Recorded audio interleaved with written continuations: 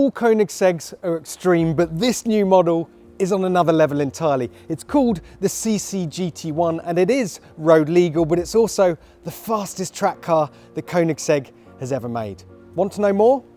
You're in the right place.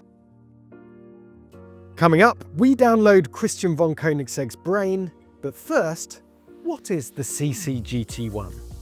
Well, it's a limited run car, of course, just 70 units, and it's all sold out. It's loosely based on the CC850, and like the CC850, which pays homage to the CC8S, Koenigsegg's first ever production car, this thing pays tribute to its first and only race car, a project that had to be abandoned before it ever competed in a real race. It's a sad story. Yep, back in 2007, Koenigsegg developed a competitor for the GT1 endurance racing series, a race car with a 600 horsepower naturally aspirated 5-litre V8 and 600 kilograms of downforce called the CCGT. But 2 months after testing began, the FIA rewrote the GT1 regs and the project was shelved. The only car was sold by its original owner in 2024 and recently restored and cleared to fulfill its destiny and compete in historic racing. And that's what this new modern interpretation is here to celebrate. Christian, it's such a good backstory. It's actually a heartbreaking backstory. So take me back to 2007. How were you when the GT1 regs changed? I mean, it was unbelievable. This was sort of our pride and joy project. We've been working secretly on the weekends, on the nights. I mean, we were very busy creating the car company and of course the road cars. That was our bread and butter. But the whole idea from the get-go of Koenigsegg was to go GT1 racing. The shape and design of the original prototype and then the CC8S was following the regulations of GT1, so we didn't have to modify so much when we made the race car, which you can also see from the CCGT, it's very similar. But it was still a big task for us. I mean, there's a lot of changes to get everything correct according to racing regulation. And when we're doing the shakedown runs, our test driver Loris Bikoki, who is one of the best setup and test drivers in the world, he was just super excited. He had some reference from some other GT1 cars, and then they decided to change the regulation that you need to build minimum 350 cars per year.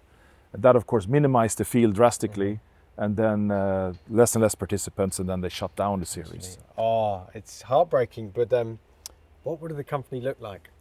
If they hadn't changed the regs, would you be in the same place? Or that's a very good question. Yeah. I don't know. I mean, we turned the kind of racing spirit into a record-setting spirit with the road car. So maybe we would have done a bit less of that and focused on racing instead. I don't regret our path. I mean, I think it was super exciting and challenging and pushing us as a team. But now that the CCGT car is eligible for historic racing, this was such a great way of celebrating that and kind of closing the circle and lobbying for the potential of the GT1 category coming back maybe. Some closure for that part of your brain that's always been slightly annoyed by this. So yeah, look, this incredible modern interpretation of that story that started nearly 20, well, over 20 years over ago 20 when the project started. So look, here it is. It's absolutely incredible, this thing. I love a backstory, but then the car itself is spectacular. You're not a man that skimps on the details, so let's go around the car. Let's my look pleasure. at everything inside and out and just tell me the decisions behind it all. We might as well start with the aero package because aero's a huge part of this car's story. So of course, I mean the race car back in the day, it was based on regulations, what we were allowed to do, and then of course gut and feel and references of what our others were doing, but we got a really nice amount of downforce even adhering to the regulations. Here we have a bit more freedom and a lot more compute. But you can check you're working rather than exactly. But I mean, we would try to stay true to the original and to the original shape. While getting very modern amounts of downforce. So this is up there with the Sadder Spear, even though it has this very traditional look. And of course, this car you can have extra equipped with slick tires, so that completely changes the behavior around the track. And we focused aerodynamics to have, I mean, a lot of downforce, but let's say when you're jumping and flying like you do on a racetrack with a race car, that it doesn't change so much between perfect settled car and upset over bumps and jumps and things like that, instead of maximum amount of downforce. So it's going to be very predictable and fun to drive and approachable on the limit. So do you have a number for sort of maximum downforce? Yes. It's 800 kilos at 250 kilometers per hour. Okay. So it's decent. But it should produce good downforce at kind of lower speeds. At lower speeds as well, exactly. Yeah. So it's that, and also when it's unsettled, that it kind of keeps its downforce to a good degree. So it's an interesting exercise because, as you say, like on one hand, you need it to perform, at the pinnacle on the track. But on the other hand, in the back of your head, you had this kind of retro styling references. That's it. So you're kind of locked in a bit, Yeah. So if we would design a car from scratch today and go all in on aero, of course it can be more extreme than this. But I would say we were not held back a lot by the let's say hark back to the original. It's still a very modern outcome of drag to frontal area to downforce at low speed, high speeds and stabilities. Okay, let's just have a look around at the front at the sort of big differences to, so CC850, right, is your kind of loose starting point? Yes. I mean, the CC850 was a homage to the CC8S, which was our first production car, which together with the CC8S CCR was the basis of parts for the CCGT. Yeah. So when we heard that the owner of the CCGT wants to take it back to historic racing, and it was approved for that, we said, hey, this is a perfect opportunity to build on that story, to take the car that sort of honored the CC8S and make that into the CCGT1. Yeah, you already had your starting point. Exactly. Yes. So. I wanted that. Was there a light bulb moment? Do you sit around in a room sort of discussing these ideas as a team, or did you sit up in bed at 4 a.m. and go, I got it? It's a bit of both. This project actually came about as an idea no longer than a year ago, because that's sort of when we started hearing that the CCGT was allowed for historic racing. And the reason why it's allowed for that, for GT1 racing, was that it was actually finished before they shut down the series. And it followed the regulations. Even though we never really got into the racing itself, we kind of have, it's been approved for, that it existed at the time and was ready to go racing. That's great. So all the work you put in and the shakedowns and the fact that it hit all the regulations has paid off all this time later. It just took 30 years, about 25 years, 25 whatever. Years. Wow. So, all right, so around the front end, what are the changes to CC850 basically? Well, quite a lot. I mean, it's slightly wider to again maximize the GT1 regulation and have the best stance we can have. And of course you have these big air dams here, which we don't at all have on the CC850, which means we cannot store the removable roof in the car. It's the same on the 121, which has an air dam, same on the Sadder Spear. So our most extreme downforce cars, you have to leave the roof at home. But you can still take it off. It's raining a bit today, so we got the roof on. Exactly. So we got the roof on. And then you have these small NACA dots, which sort of celebrates the era as well. And that actually leads air in to cool the front shock absorbers. And we have the same from this multifunctional snorkel on the roof. It's like 3-4 channels for different radiators for the engine, and also cooling the shock absorbers, because we're talking endurance racing. Yeah. When you're lapping for hours, you heat up your shock absorbers, so you need to keep them cool. Cooling, of course, for a track car is like the key. Absolutely. You want to be able to just hammer it lap after lap after lap. Exactly. So this one actually has the largest coolers for gearbox, for engine, and so on than we ever had, because it's endurance racing. Let's say, planned for that. Yeah. So. And just in terms, you sort of touched on it earlier with the slick tyres, but yes. So the idea is you get your CCGT1 comes in a kind of a standard spec, but then you can add a track pack. Is that correct? Right? Correct. And what does that? Add? All the CCGT1s come with prepared fixings and lines for air jacks. Okay. And then we have this track pack you can add to your car as an option, which is a different set of tires with wheels for it, and brake pads, shock absorber, new shock absorber settings, different springs, different anti-roll bars, a carbon fiber roll cage, hands, racing seats, an airbag delete for the steering wheel. Yeah. Because when you're on a track with a helmet and a suit, you don't necessarily, and you have the 6-point harness, you don't necessarily want airbags. Yeah. So. So this is kind of the ultimate like track day setup, right? Yes. So do you? I assume you can add the track pack. You can remove it if you want to use your car some more on the road. Sure. It takes, like, if you have a skilled mechanic or you're skilled yourself, you can do this conversion and wheel alignment and so on, and leisurely in like 2.5, 3 days by yourself. Okay. And convert it back. There's a little manual how to do it. We're happy to help out if they want to, but I would.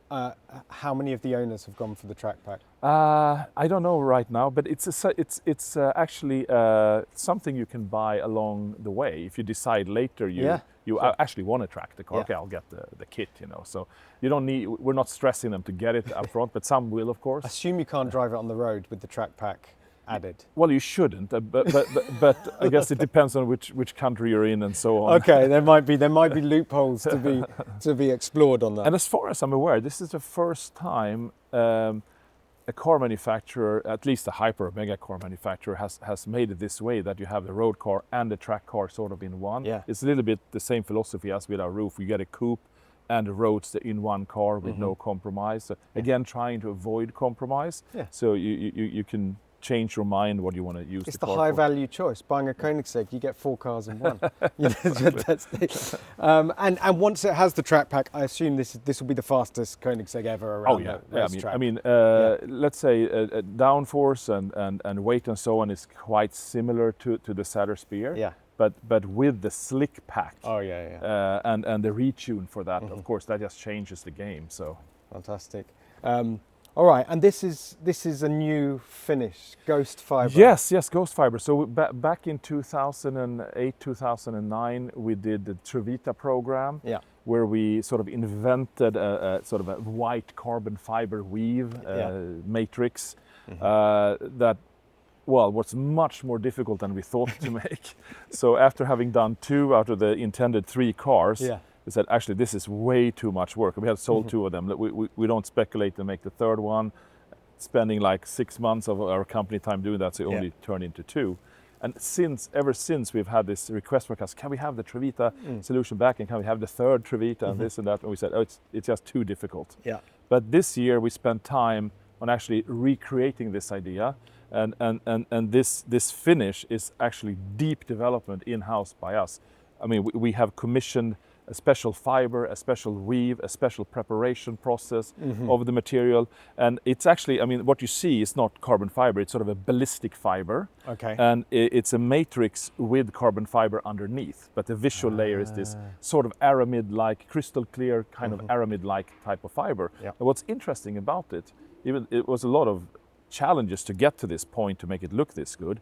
But it actually makes the panel tougher and lighter, and a bit ballistic and a bit sound deadening. Yeah. That was not our outset, but that's what it turned into. Hey. So it's actually performance enhancing. Yeah. Guys, I've got some good news. We've got some benefits that we weren't even intending on. Oh, that's fantastic. And just in terms of the engine, the CC850 is slightly derated from Jesko, different turbos, I think. Yes. In the end, we can say, due to homologation reasons, it turned out very, very similar. Okay. It has pretty much the same power. Okay. That's not how it was sold, but you get a little bit of extra power in the end. So, so from a power plant perspective, this is very similar to a Jesko. Yes. Okay. So 1600 on E85. Correct. But I was reading you can put have half a tank of E85 and put some regular. Yeah, I mean we have what's called a flex fuel sensor that's sort of analyzing the content in the fuel tank, how much alcohol is in there, and then we set the boost of the turbos and the spark angles and everything depending on whatever mixture is there. Yeah. So on regular 95 European or 91 here in California, you have 1280 horsepower, and then if you have sort of E35 a mix, you might have 1380 or 1400 horsepower, and you can just fill it up however the you sliding want. scale. And just a couple more bits on the aero. So the wing, enormous, but it moves right. I think it's, So of course the GT1 regulation had a fixed wing and a very specific shape and size and length of the Venturi. We kind of adhere to that, but given the extra power of the car and the need for a lot of downforce and support with braking and so on, we made it actually active. So I guess if the GT1 class ever comes back, that might be locked. But we don't know that regulations. Hey, that's a simple lock it off. We're good to go. Okay, now I know there's another great story around the gearbox for this one, but I thought we need to take a look at the interior anyway. So why don't we jump in and we can talk gearbox? Yeah, please. Me in the driver's seat? Yeah, please enjoy the driver's seat. Absolutely. Wow. I'm loving the finish on the seats. Yes, it's quite sporty. Very sporty indeed. I assume the original CCGT didn't have seats like this. No, I mean it had of course FIA approved racing seats. So and for the track pack we have those horn seats, so you can be really locked in and safe, of course. Even though these are good for sort of regular track use, but. I've just noticed ASMR.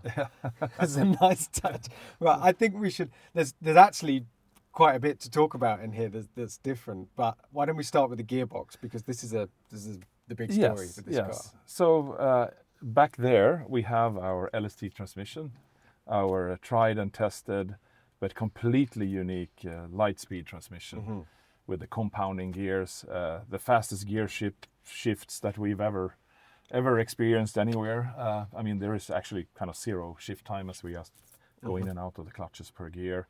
So here we're celebrating, of course, the CCGT with a sequential shifter. So what happens here is when you pull this lever, we cut the ignition and then we shift the clutches as quickly as we can. And it actually becomes much closer to a racing gearbox than any road car gearbox before it, because we don't have to wait for synchros. We're as fast or potentially faster than a dog ring gearbox. So it's the perfect kind of feedback that you would expect from a racing gearbox. So do you pull away, do you use I've got 3 pedals down here. Exactly. So there's a clutch pedal, so first gear. Yeah, you pull away there and then you have ignition cuts for the rest of the gears. Exactly. And look how close it is to the steering wheel. That's the whole idea. Yeah, exactly. Right. And if it was down here, you'd be. And if you see pictures of the original CCGT racer, it had this very tall sequential shifter, exactly with this relationship between steering wheel and handle. And also we did a few road cars with sequential gear shifters, and they were super tall, and they sort of became a bit iconic as well because they looked a bit funny. But. Fantastic. And tell me about ASMR. I imagine this is the settings for the. Yeah. So for the I mean, gearbox. first of all, you can feel the tactility of the switch gear, so kind of lovely. Nice. So you have auto, sequential, manual in the sense of, in this case, paddles, and reverse. Yes. So manual paddles will essentially behave like the normal 9-speed, light speed gear. So I mean, reverse. That is most likely faster on the racetrack than this. This is to celebrate the original CCGT and to have that old school GT1 racing feel that they had back in the day. This does not make the car faster, but it makes it really enjoyable. When you first came up with the 9-speed gearbox, like LST, is it? Yes. LST gearbox. Did you have all these versions? Because obviously there is the manual, the sort of simulated manual, or however you will call it, version, and now this sequential. It's brilliant. You can overlay all these different applications on top of the same box. It was not at all part of the thought process or the roadmap, but it's when you get to a certain point, there's always this next step that you can take with anything you do. And it just turned out that the LST transmission is the perfect platform for this analogization, because it doesn't hold you back. If you have a dual clutch transmission or something like that, if you choose a gear in a different direction than the software think you will, you're pre-engaged in the wrong gear, and then you have like a AMT kind of slow shift, or maybe even slower. Here, every gear is pre-selected. Every gear can be shifted to as fast as a dog ring gearbox or faster. So it just opens up this opportunity, kind of box of opportunities. Whatever you want to do, you're not limited by the transmission. So as long as you're doing combustion engines, you've kind of built this gearbox that's the perfect basis for wherever you want to go. Yeah, you know, I think so. And I mean, we have set this kind of new acceleration record quite recently with a Jesko Absolute going down our runway. And when you listen to the shifts, it's like guns going. It's so I've never heard anything as fast, and it shows in the result as well. So. Fantastic. I think, did I read that you can have the sort of gated manual as well, if you prefer? We have some customers who love a gated manual, so that is optional in this car. This is what the car comes with as a base. I think I'll go for the sequential. Me too. It fits the spirit of the car. Absolutely. So what else has changed in here? I'm looking at this kind of covered ignition button. and try it out. Okay. Oh, yeah, that's fantastic. So there you go. And then of course you can press start if you want. Yeah, should we fire it up? Yeah, go ahead. Yes. There we go. Nice. And so that's of course very racing inspired. And engine just dies, no flywheel. So again, racing car. Completely new instrument cluster here, focusing the important information. We have kind of further celebrated the Analogue G-force meter that's powered by G-force alone. That normally sits on the top of the dash, doesn't exactly, it? Yeah, on the Jesko. yeah. And what we noticed here is... So say that again, the G-force meter that's powered by... Only G-force. There's no electronics involved. We use the forces of nature with dampened weights just to swing it. You can actually swing it around with your fingers. So it's just that's so much cooler than a digital readout. Exactly. Of course, analog is always more fun. And it's just fun using the forces of nature directly when they're available. Yeah. So it's a very simple thing, but to get it to look good and be dampened and not just wobble around takes some effort. Is this that's unique? Well, it is. So that's the central vent. It's kind of just spreading air evenly in the car, but then you have your directional. It's referencing these kind of front arch exactly. vents side to side. Correct. And saving a bit of weight since it's cut out straight out of the carbon panel with no extra features. So this car is given the Ghost Fibre and these kind of features is slightly lighter than our other cars. Not a huge difference, but a little bit. So. Wow. And what happens to this car? Is this car zero? Is this I mean, this is the first prototype. We're going to build one or two more prototypes, and then we're going to gear up for production. And this is a fully drivable car, so we don't need to have this years of waiting before we start. We're trying to get closer from launch till actually delivery than we managed before, as we've kind of nailed down the process of staging the launches kind of closer to delivery. So, speaking of which, I've got a couple more questions, but let's jump out to ask those. Okay, so you're making 70 of these cars. This is not a small production run for you, but you know what it's got me thinking? Yes. One make series. Right. Well, I mean, we're planning for those who get the track pack. We're planning kind of track days. Okay. So that's kind of getting a bit close to that, I guess. Depending how competitive they get, yeah. Oh, but I would say,